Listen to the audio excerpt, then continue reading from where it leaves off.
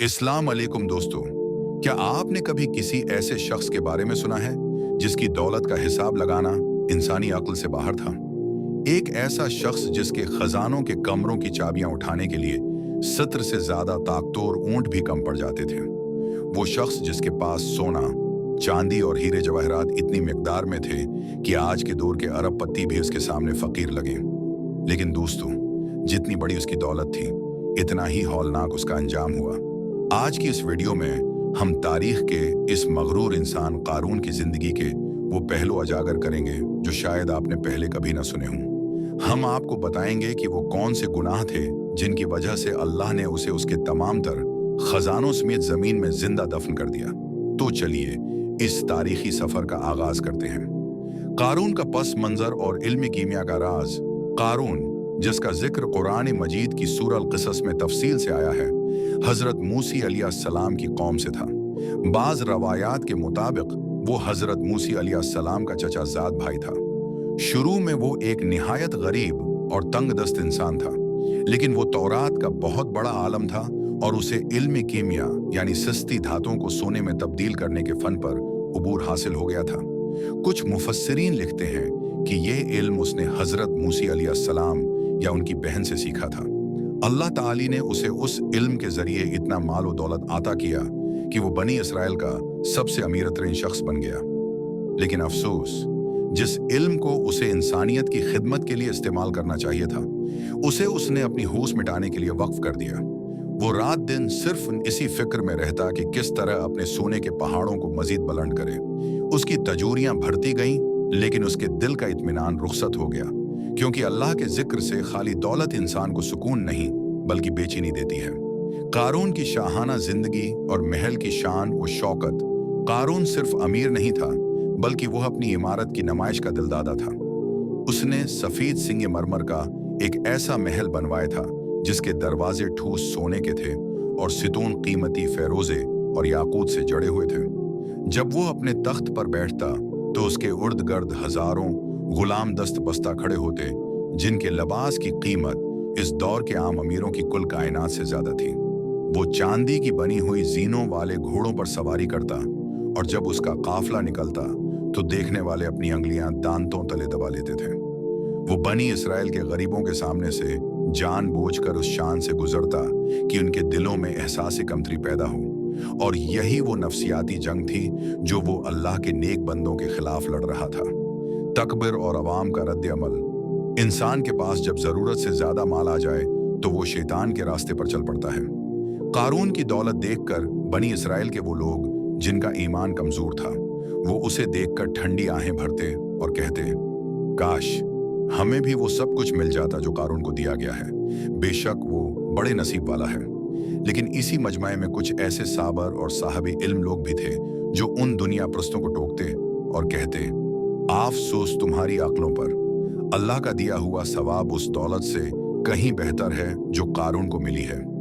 बनी इसराइल के नेक लोगों ने उसे समझाया, आए कारून, इतना मत उतरा, अल्लाह उतराने वालों को पसंद नहीं करता।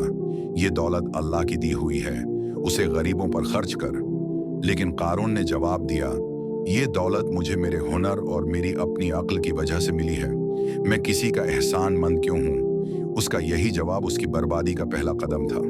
ज़कवा का हुक्म और साजिश का आगाज, नया अजाफा।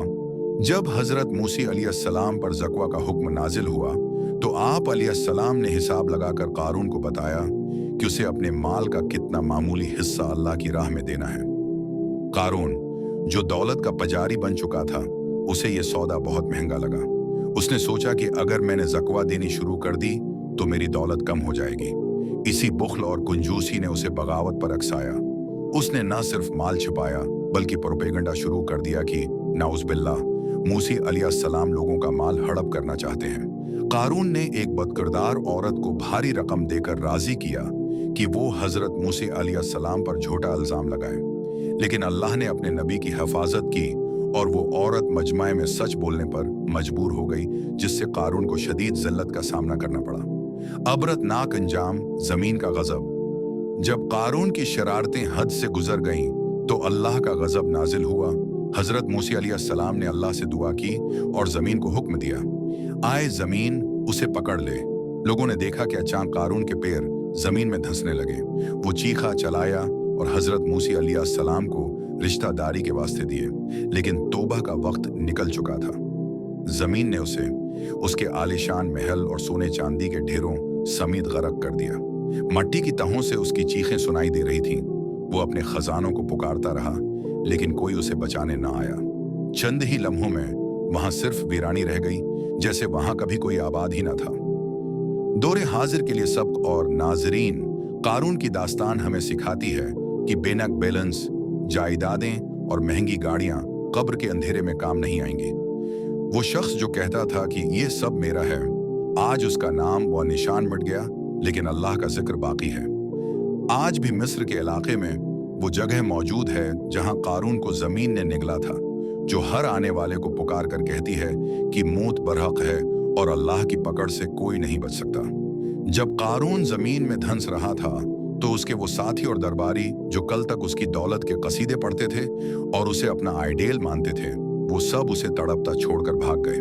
वो लोग जो तमन्ना करते थे कि काश हमारे पास भी कारून जैसा माल होता, अब वो अपने कानों को हाथ लगा रहे थे और अल्लाह का शुक्र अदा कर रहे थे कि शुक्र है अल्लाह ने हमें कारून जैसा नहीं बनाया, वरना आज हम भी उसके साथ मिट्टी में दफन हो चुके होते। ये मंजर हमें सिखाता है कि बड़े वक्त में न माल काम आता है और न ही वो मतलबी दोस्त जो सिर्फ आपकी हैसियत देखकर साथ होते हैं। तारीखी रवायात और मुफस्सिरीन के मुताबिक मिस्र के इलाके उफयूम में आज भी एक बहुत बड़ी झील मौजूद है जिसे बहरा कारून कहा जाता है।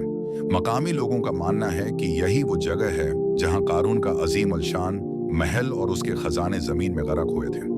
माहिरीन आसार कदीमा को यहाँ से कई कदीम निशानात मिले हैं जो इस अबरतनाक वाक़ये की गवाही देते हैं।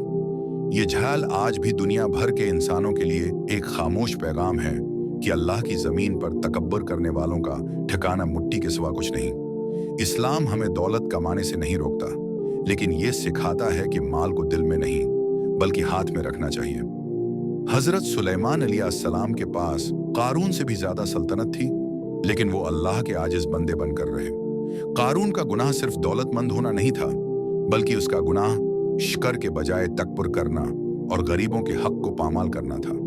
ये वाकया हमें दावत फिक्र देता है कि हम अपने माल में से ज़कवा और सदकात निकालें ताकि हमारी दौलत हमारे लिए वबाले जान बनने के बजाय आखिरत में नजात का जरिया बने। उम्मीद है आज की ये दस्तावेजी वीडियो आपके लिए सबक आमोज रही होगी। कमेंट में सुभान अल्लाह जरूर लिखें और हमारे channel Islamic studio channel official को सब्सक्राइब करें। अल्लाह हमें आजिज़ी अता करे। आमीन। अल्लाह हाफिज।